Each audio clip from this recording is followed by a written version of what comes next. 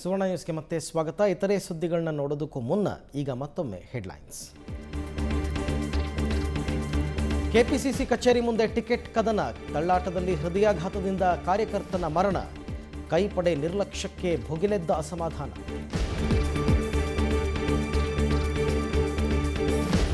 ಯಶಸ್ವಿಯಾಯಿತು ಅಶೋಕ್ ಅನಂತ ಸಂಧಾನ, ಬಿಜೆಪಿಯಲ್ಲೇ ಉಳಿತಾರಂತೆ ಸೋಮಣ್ಣ, ನಾಳೆ ಹೊರಬೀಳಲಿದೆ ನಿರಾಣಿ ತೀರ್ಮಾನ. ಒಂದೊಂದೇ ವಿಕೆಟ್ ಕಳೆದುಕೊಳ್ತಿದೆ ಕಮಲ ಪಡೆ, ಮಾಡಾಳು ಜೊತೆ ರಾಮಚಂದ್ರ ಕೆಜೆಪಿ ಸೇರ್ಪಡೆ, ಬಿಜೆಪಿಯಿಂದ ಜೆಡಿಎಸ್ನತ್ತ ರಾಜುಗೌಡ ನಡೆ.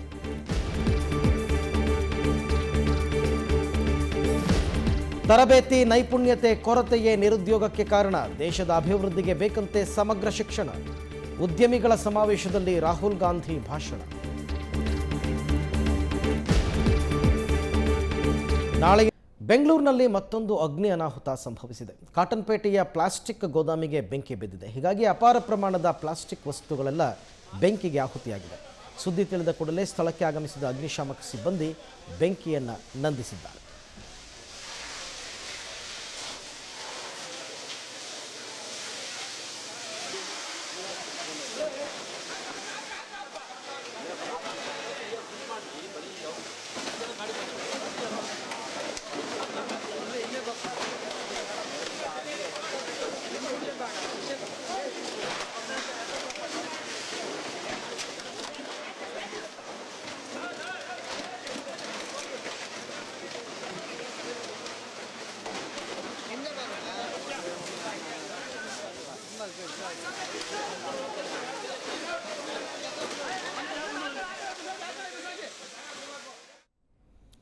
ದೇಶದ ಪ್ರಗತಿಗೆ ಸರ್ಕಾರಿ ಹಾಗೂ ಖಾಸಗಿ ಸಹಭಾಗಿತ್ವ ಅಗತ್ಯ ಇದೆ ಅಂತ ಎಐಸಿಸಿ ಉಪಾಧ್ಯಕ್ಷ ರಾಹುಲ್ ಗಾಂಧಿ ಹೇಳಿದ್ದಾರೆ. ದೆಹಲಿಯಲ್ಲಿ ನಡೆದ ಕೈಗಾರಿಕೋದ್ಯಮಿಗಳ ಸಮಾವೇಶದಲ್ಲಿ ಮಾತನಾಡಿದ ಅವರು, ಕಾರ್ಪೊರೇಟ್ ಕ್ಷೇತ್ರದಲ್ಲಿ ಭಾರತ ಸಾಕಷ್ಟು ಪ್ರಗತಿ ಕಂಡಿದೆ. ಬಡತನ ದೇಶದ ಅತಿ ದೊಡ್ಡ ಸಮಸ್ಯೆ ಆಗಿದ್ದು, ಬಡ ಹಾಗೂ ದುರ್ಬಲರನ್ನ ನಮ್ಮ ಜೊತೆ ಕರೆದೊಯ್ಯಬೇಕು ಅಂತ ರಾಹುಲ್ ಗಾಂಧಿ ಕರೆ ನೀಡಿದರು. And what is taking place in India is a devolution of power. The political answer, the actual structural answer. No, it will be honest. He's the last mile.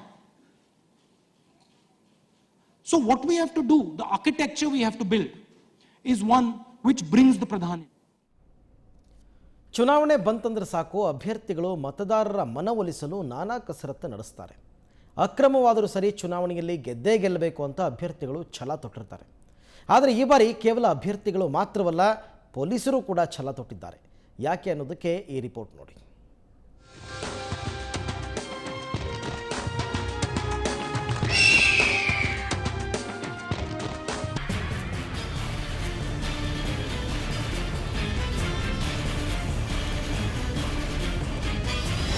ವಿಧಾನಸಭಾ ಚುನಾವಣೆಗೆ ಕೌಂಟ್ ಡೌನ್. ಗಣಿನಾಡಲ್ಲಿ ಹರಿದಾಡುತ್ತಿದೆ ಅಕ್ರಮ ಹಣ. ಕಾರವಾರ ಗಡಿಯಲ್ಲಿ ಸೆಕ್ಯೂರಿಟಿ ಫುಲ್ ಟೈಟ್. ರಾಜ್ಯ ವಿಧಾನಸಭಾ ಚುನಾವಣೆ ಕಾವು ಜೋರಾಗುತ್ತಿದ್ದಂತೆ ಮತದಾರನ ಮನ ಸೆಳೆಯಲು ನಾನಾ ಕಸರತ್ತುಗಳು ತೀವ್ರಗೊಂಡಿವೆ. ಗಣಿನಾಡು ಬಳ್ಳಾರಿಯಲ್ಲಂತೂ ಜಣ ಕಾಂಚಣ ಹರಿದಾಡುತ್ತಿದೆ. ಬಳ್ಳಾರಿ ಮೋತಿ ವೃತ್ತದ ಬಳಿ ಅಕ್ರಮವಾಗಿ ಸಾಗಿಸುತ್ತಿದ್ದ 33.47 ಲಕ್ಷ ರೂಪಾಯಿಗಳನ್ನು ಡಿಸಿಐಬಿ ಪೊಲೀಸರು ವಶಪಡಿಸಿಕೊಂಡಿದ್ದಾರೆ. ಶ್ರೀಗೋಪಾಲ ಎಂಬರಿಗೆ ಸೇರಿದ ಹಣವನ್ನು ಅಶೋಕ್ ಎಂಬಾತ ಬೈಕಿನಲ್ಲಿ ಸಾಗಿಸುತ್ತಿದ್ದ ವೇಳೆ ಪೊಲೀಸರು ಬಲೆಗೆ ಕೆಡವಿದ್ದಾರೆ. ಬ್ರೂಸ್ಪೇಟ್ ಪೊಲೀಸರು ಅಶೋಕ್ನನ್ನು ಬಂಧಿಸಿ ವಿಚಾರಣೆ ನಡೆಸಿದ್ದಾರೆ. ಬಳ್ಳಾರಿಯ ಹಗರಿ ಬಳಿ ಕೂಡ ಅಕ್ರಮವಾಗಿ ಹಣ ಸಾಗಿಸುತ್ತಿದ್ದ 4ವರನ್ನು ವಿಚಾರಣೆ ನಡೆಸಿದ್ರು. ಆಂಧ್ರದ ಅನಂತಪುರದಿಂದ ಇಂಡಿಕಾ ಕಾರಿನಲ್ಲಿ 8 ಲಕ್ಷ ಹಣವನ್ನು ಸಾಗಿಸಲಾಗುತ್ತಿತ್ತು. ದ್ರಾಕ್ಷಿ ಪೆಟ್ಟಿಗೆಯಲ್ಲಿಟ್ಟು ಸಾಗಿಸುತ್ತಿದ್ದ 8 ಲಕ್ಷ ಹಣವನ್ನು ಪೊಲೀಸರು ವಶಕ್ಕೆ ಪಡೆದರು.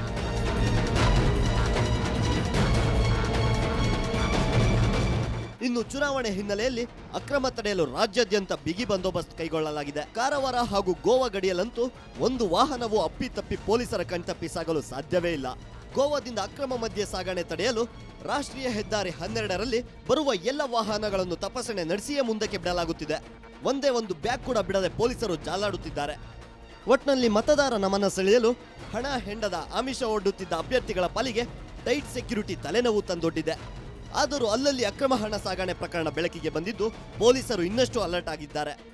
ಬಳ್ಳಾರಿಯಿಂದ ನರಸಿಂಹಮೂರ್ತಿ ಜೊತೆ ಕಾರವಾರದಿಂದ ಮಂಜುನಾಥ್, ಸುವರ್ಣ ನ್ಯೂಸ್. ಬೇಸಿಗೆ ಬಿರುಸಾಗುತ್ತಿದ್ದಂತೆ ಬೆಂಗಳೂರಿನೆಲ್ಲೆಡೆ ಎಲ್ಲೆಲ್ಲೂ ಹನಿ ನೀರಿಗೂ ತತ್ವಾರ ಉಂಟಾಗಿದೆ. ಆದರೆ ದಯಾನಂದ ನಗರ ವಾರ್ಡ್ನದ್ದು ಮಾತ್ರ ಡಿಫರೆಂಟ್ ಕೇಸು. ಇಲ್ಲಿ ನೀರಿಗೇನೂ ಸಮಸ್ಯೆ ಇಲ್ಲ, ಆದ್ರೂ ಇಲ್ಲಿನ ಜನ ನೀರಿಗಾಗಿ ಪರದಾಡ್ತಿದ್ದಾರೆ. ಯಾಕೆ ಅಂತೀರಾ? ಈ ರಿಪೋರ್ಟ್ ನೋಡಿ.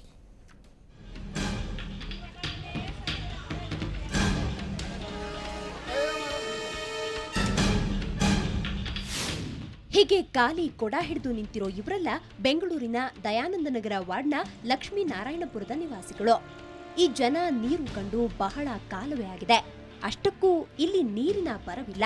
ಖುದ್ದು ಸ್ಥಳೀಯ ಪಾಲಿಕೆ ಸದಸ್ಯೆಯೇ ಈ ನಿವಾಸಿಗಳಿಗೆ ನೀರು ಬರದಂತೆ ತಡೆ ಹಾಕಿದ್ದಾರಂತೆ. ತನಗೆ ಓಟು ಹಾಕ್ಲಿಲ್ಲ ಅಂತ ಈ ಪಾಲಿಕೆ ಸದಸ್ಯೆ ಕೆಲವು ಬೀದಿಗಳಲ್ಲಿ ಉದ್ದೇಶಪೂರ್ವಕವಾಗಿ ನೀರು ಬಿಡ್ತಿಲ್ಲ ಅಂತ ಸ್ಥಳೀಯರು ಆರೋಪಿಸಿದ್ದಾರೆ. 1.5 ತಿಂಗಳಿಂದ ನೀರೇ ಬರ್ತಾ ಇಲ್ಲ ನಮಗೆ. ನಾವು ಅಲ್ಲಿ 9ನೇ ಕ್ರಾಸಿಂದ ಹೋಗಿ ಹಿಡ್ಕೊಂಡು ಬರ್ತಾ ಇದ್ವಿ. ಬೀಗ ಕೂಡ ಹಾಕೊಂಡು ಬಿಟ್ಟಿದ್ದಾರೆ, ನಾವೇ ಬಿಡ್ತಾ ಇದ್ವಿ. ನಮಗೆ ನೀರು ಕುಡಿಯೋಕ್ಕೆ ಸರಿಯಾಗಿ ಬರ್ತಾ ಇಲ್ಲ. ಬರೋ ನೀರು ಕೂಡ ಇದು ಮಾಡ್ತಾವ್ರೆ. ಆ ನೀರನ್ನು ನಾವೇನೇ ಬಿಟ್ಕೊತೀವಿ ಅಂತ ಅದಕ್ಕೂ ಬೀಗ ಹಾಕೊಂಡು ಹೋಗ್ಬಿಟ್ಟಿದ್ದಾರೆ. ನಮ್ಮ ಮಕ್ಕಳು ಬರೀ ಇಟ್ಕೊಂಡು 9ನೇ ಕ್ರಾಸಿಂದ ತರಬೇಕು. ಏನು ಮಾಡಬೇಕು ಅಂತ ಗೊತ್ತಾಗ್ತಾ ಇಲ್ಲ. ಇನ್ನು ಜಲಮಂಡಳಿಯ ವಾಲ್ಮನ್ಗಳಿಗೂ ನೀರು ಬಿಡದಂತೆ ಪಾಲಿಕೆ ಸದಸ್ಯೆ ತಾಕೀತು ಮಾಡಿದ್ದಾರಂತೆ.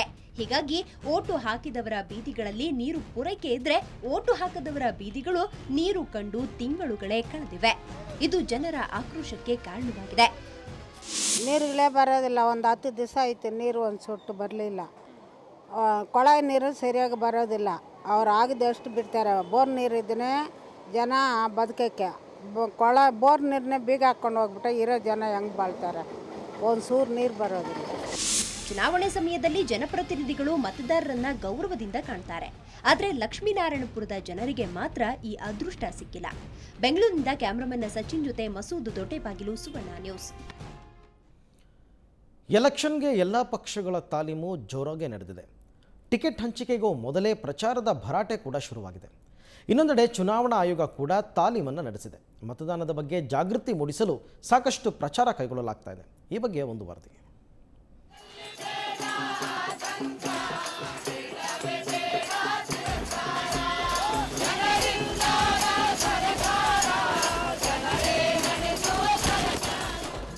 ಬಿಜಾಪುರದ ಜನರಲ್ಲಿ ಮತದಾನದ ಬಗ್ಗೆ ಅರಿವು ಮೂಡಿಸಲು ಇವತ್ತು ಜಾಗೃತಿ ಜಾಥಾ ಹಮ್ಮಿಕೊಳ್ಳಲಾಗಿತ್ತು.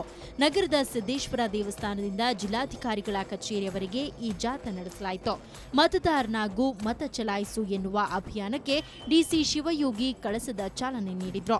ವಿವಿಧ ಸಂಘ ಸಂಸ್ಥೆಗಳ ಪದಾಧಿಕಾರಿಗಳು ಹಾಗೂ ನಾನಾ ಶಾಲಾ ಕಾಲೇಜುಗಳ ವಿದ್ಯಾರ್ಥಿನಿಯರು ಈ ಜಾಥಾದಲ್ಲಿ ಪಾಲ್ಗೊಂಡಿದ್ರು.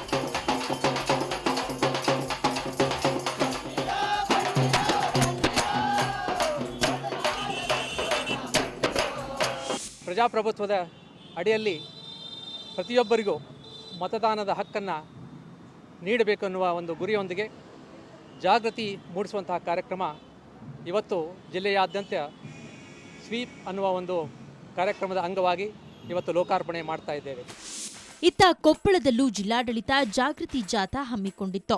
ನಟ ಪುನೀತ್ ರಾಜ್ಕುಮಾರ್, ನಟಿ ಐಂದ್ರತಾ ರೈ, ಮಾಜಿ ರಾಷ್ಟ್ರಪತಿ ಅಬ್ದುಲ್ ಕಲಾಂ ಅವರ ಫ್ಲೆಕ್ಸ್ಗಳ ಮೂಲಕ ಜಾಗೃತಿ ಮೂಡಿಸಿದ್ರು. ಚುನಾವಣಾ ಆಯೋಗದ ಸಹಕಾರದೊಂದಿಗೆ ಜಿಲ್ಲೆಯ ವಿವಿಧೆಡೆ 50ಕ್ಕೂ ಹೆಚ್ಚು ಫ್ಲೆಕ್ಸ್ಗಳನ್ನು ಹಾಕಲಾಗಿತ್ತು.